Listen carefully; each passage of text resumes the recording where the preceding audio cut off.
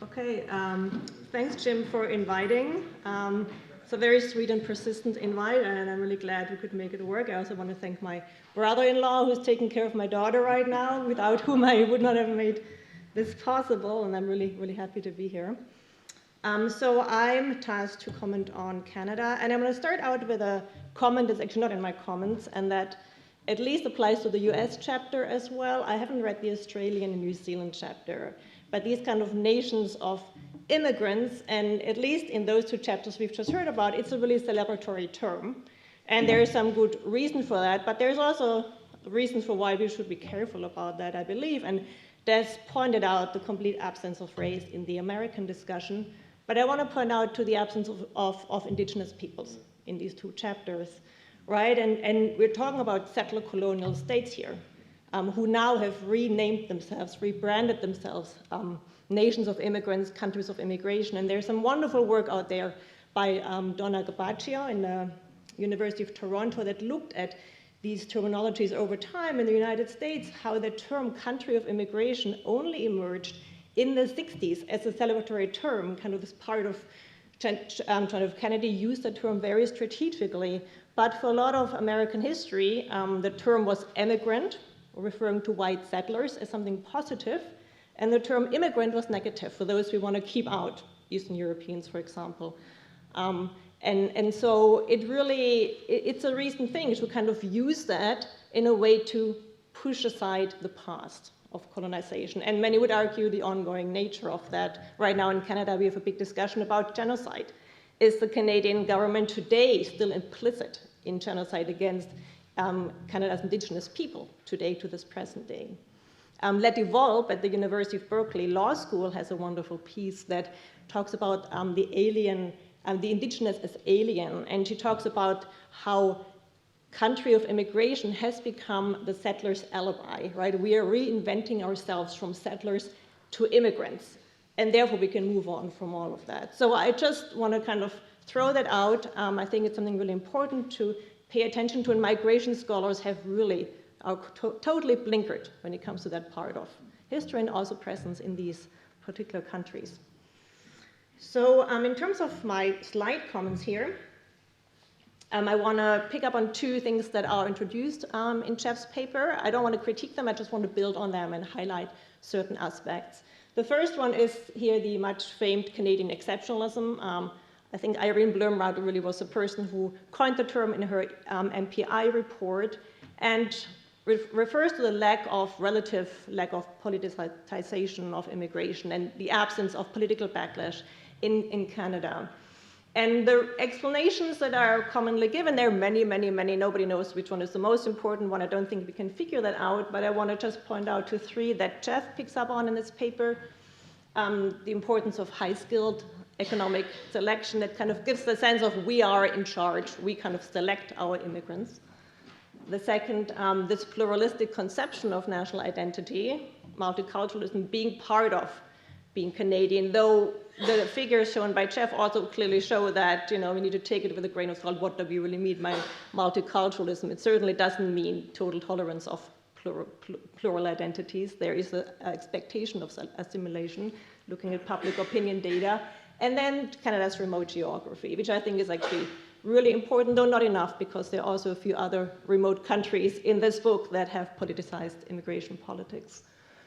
And as a political scientist, I do have to bring in more political factors here than are in the chapter. And I think that's important because I think some of these factors even account for the very fact that there is a high-skilled immigration policy that has been maintained, and for the fact that multiculturalism was invented in the first place and has not been abolished even under a conservative government. So it kind of precedes these factors that now are used to explain the lack of Canadian exceptionalism.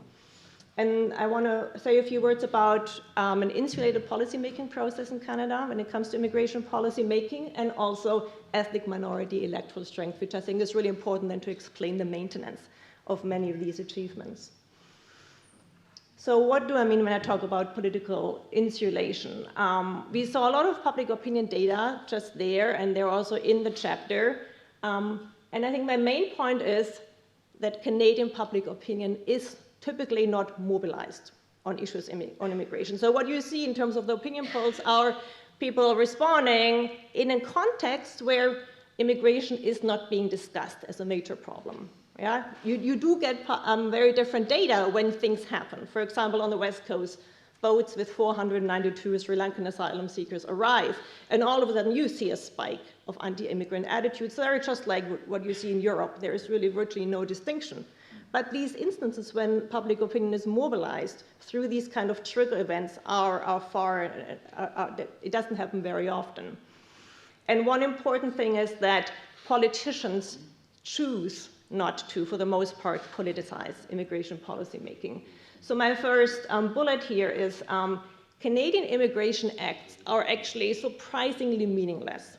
If you read them, you really don't know much about what actually is happening policy-wise because they take the form of framework legislation. They outline some goals and then some very broad provisions, but they leave a lot of what really matters in terms of policy to the regulatory process. So there, the comparison between the US and Canada is really instructive in terms of, I mentioned my commentary, you want to increase the number of skilled workers coming to the United States. Congress has to sign off on that. In Canada, I mean, the executive has much more far-reaching powers too.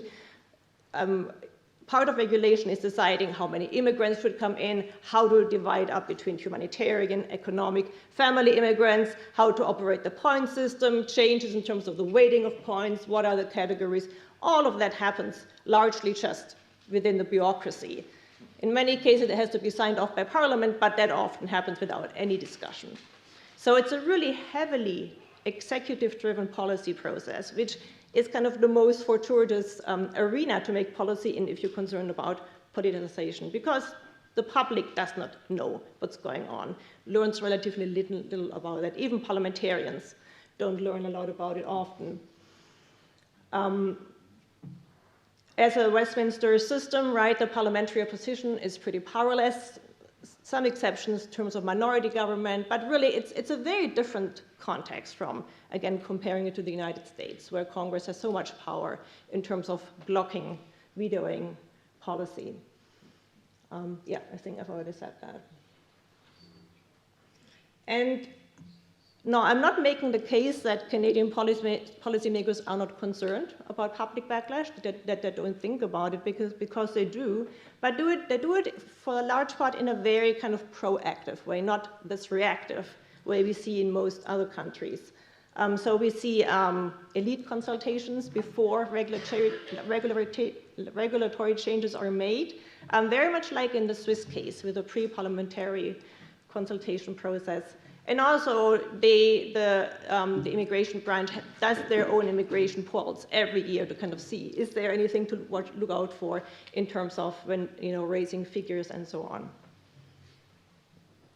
Okay, so the second point here is about Canada's electoral geography, and that's quite brief, which is all major federal parties share in a pro-immigration consensus. Not on all issues, but on the issue that immigration is positive and that level should be raised, or at least maintained.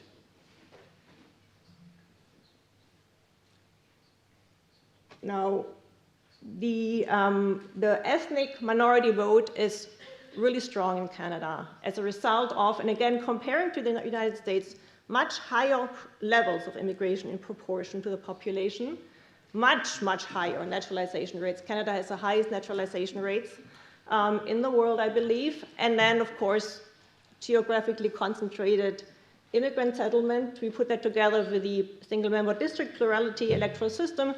And if you want to have a majority in parliament, you need to court immigrant voters. You cannot afford to ignore them in Canada. And so we've seen this really, it was really interesting, and Phil Triadopoulos has really written a great chapter on that in terms of the Conservatives coming to power in the 2000s and really trying to get at particular districts in Toronto and really endorsing multiculturalism, realizing they need to do that in order to attract immigrant voters. Right? You can actually rail against asylum seekers. That's not going to be unpopular among immigrants. But there are certain things like immigration is positive and multiculturalism is good. You don't touch those. Those are holy cows. All right. I just need to quickly get my water. I am parched. Okay, so we end up with a pro-immigration consensus and also the absence of viable far immigrant party, right? I think that's really important to explain the kind of holding on to multiculturalism, holding on to pro-immigration politics. Okay, I want to switch gears briefly and point to something that is in the chapter, but it wasn't really emphasized in terms of the impact. And this is something, in Canada we talk about the shift from one-step to two-step immigration. I think Australia and New Zealand also use those terms. In the US, it's called adjustment of status. That's what you use in the chapter, but it's the same thing. So Canada, much more so than the US traditionally, has been a one-step immigration country.